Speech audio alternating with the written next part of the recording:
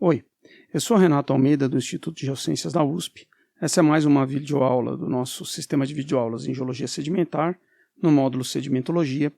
Hoje eu quero discutir um pouco com vocês conceitos de seleção granulométrica e maturidade textural. Então, inicialmente, a gente vai falar o que é seleção. Vamos dar uma olhadinha nos gráficos de distribuição cumulativa de frações granulométricas. Vamos discutir um pouco da forma e do arredondamento e chegar no conceito de maturidade e quais são os usos desse conceito. Então, a gente já viu em aula anterior que a gente pode classificar as rochas terrígenas e também as vulcanoclásticas, de certa maneira, parte das carbonáticas.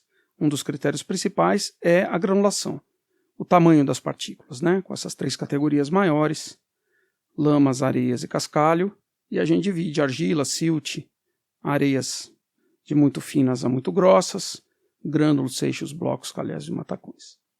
Isso a gente estava discutindo a classificação e o nome que a gente dá para a rocha é função da granulação dominante. Mas as rochas não são feitas de partículas com granulação homogênea, quer dizer, não tem tudo o mesmo tamanho. Então aqui a gente vai dar uma olhada em possibilidades de dispersão, né, de granulação.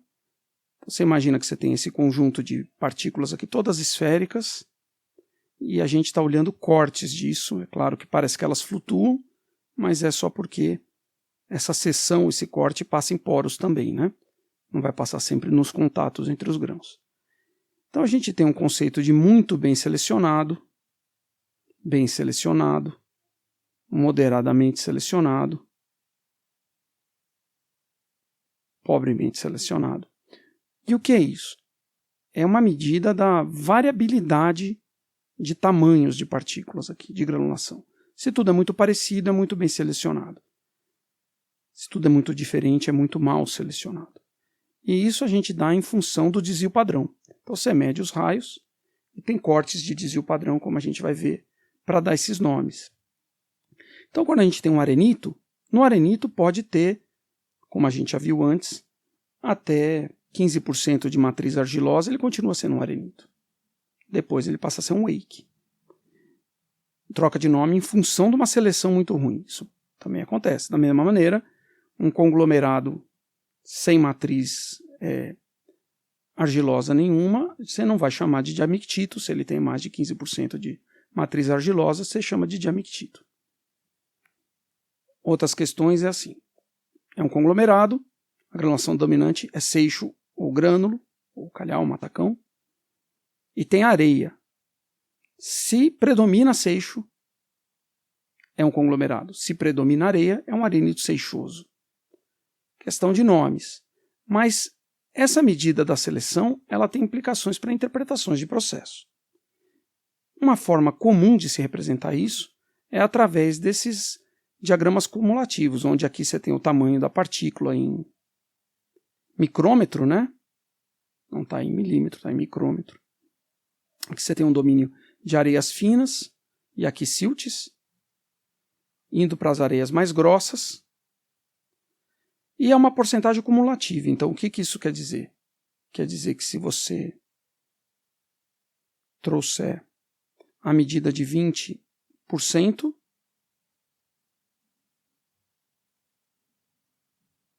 ela pega aqui para uma determinada amostra, né? Isso aqui vamos supor, esse pontilhado aqui é uma amostra. Quer dizer que a soma de todas as frações com granulação menor que essa atingiu 20%. É cumulativo. Então, os 50%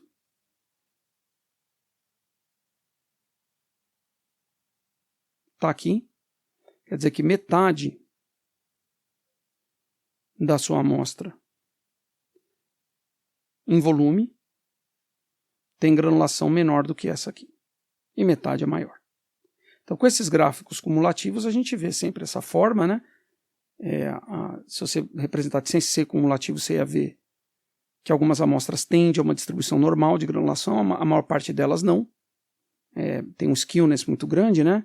Para quem já estudou estatística, tem a a moda é muito desviada em relação à média, então fica com um braço longo e um curto. Mas a gente tem amostras diferentes aqui. Dessas amostras aqui, qual que tem a pior seleção? Aqui tem a pior seleção, é essa aqui. Porque ela tem uma fração grande de coisas muito finas, mas por outro lado tem também uma proporção grande, mais de 20%, de coisas mais grossas. Então é assim que a gente lê esse gráfico, vindo aqui e olhando no micrômetro para saber que fração é essa. De cabeça vocês não vão saber, né? Mas vamos olhar, por exemplo, 50 micrômetros, lá na nossa tabela o que é. Então aqui a gente tem milímetros, 50 micrômetros vai ser em milímetros por aqui, 53 que a gente tinha lá. Então está dentro do silt grosso. E as nossas amostras estão indo até 2 milímetros. Vamos ver se é isso. 2.000 micrômetros. Então é isso que a gente tem, né? Essas coisas aqui estão numa fração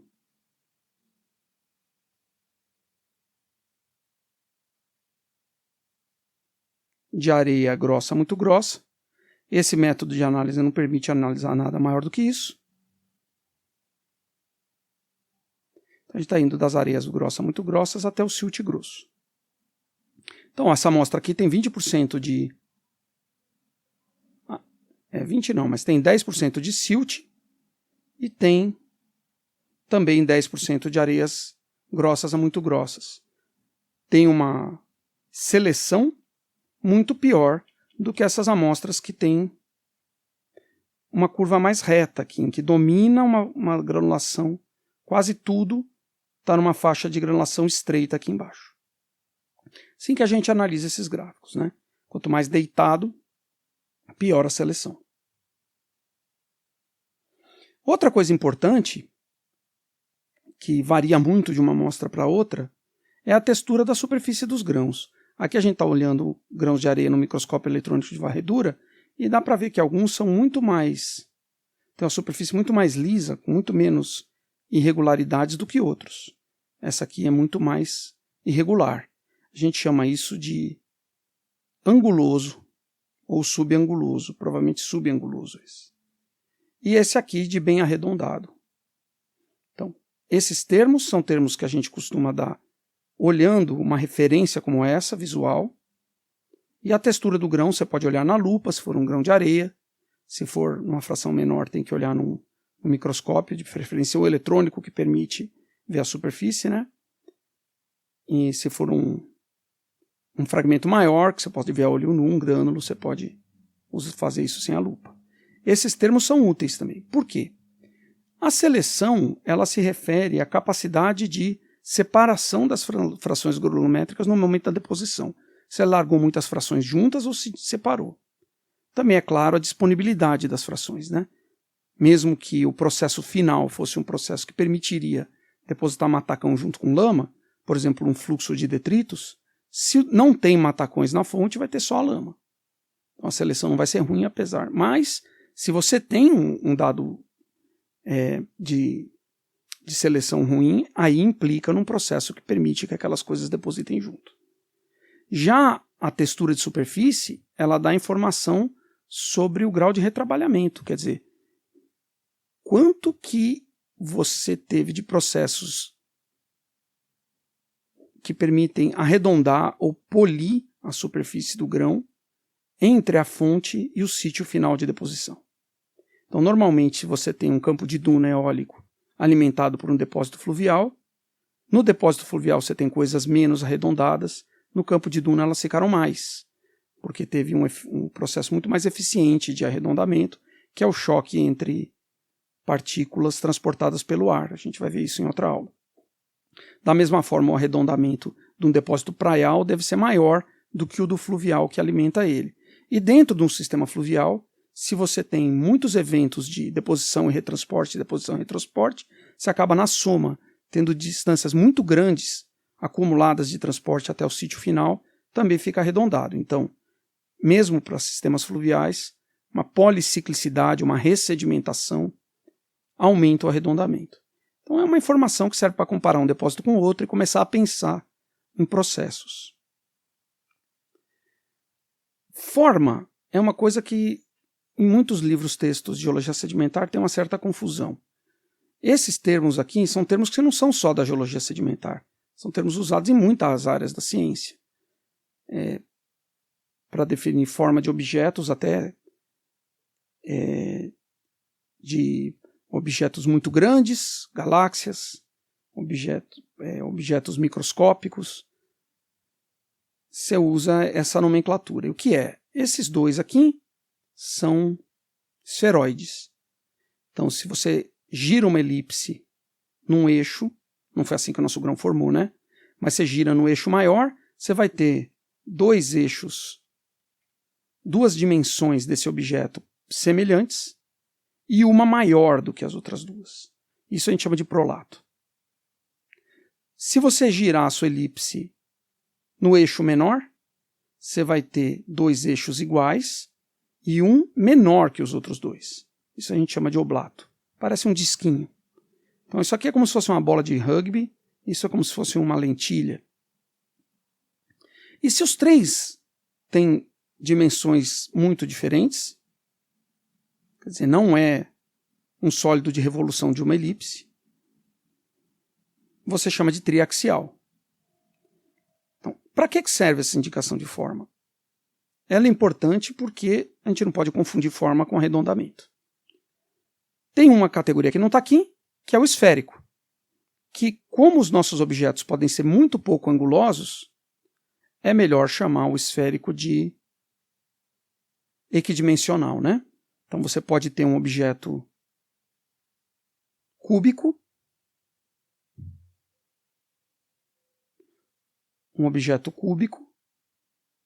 um fragmento, um clasto cúbico. As três dimensões são iguais, mas ele é muito anguloso. Então, ele tem pouco arredondamento, mas a forma é equidimensional. Então esses todos aqui são muito arredondados, mas não necessariamente precisavam ser. Você pode ter um objeto que parece uma caixa de sapato, ele é triaxial, não é? Um objeto que parece uma caixa de pizza é oblato. E assim as coisas seguem, né? Então, forma é só para não confundir. Granulação, seleção granulométrica, né? Que aqui está como sorting, seleção granulométrica. E textura não é forma, é textura. São medidas do que a gente chama de maturidade de arenitos. Então, você está trabalhando especificamente com arenitos, você vai primeiro olhar. Tem mais de 15% de lama, já nem é um arenito mais, é um wake. Para um conglomerado você também pode chamar de diamictito e vai dizer que ele é imaturo. Então, quando você falar que você tem um arenito imaturo, isso está se referindo, na literatura clássica, ao teor de matriz, de lama. Silt e argila.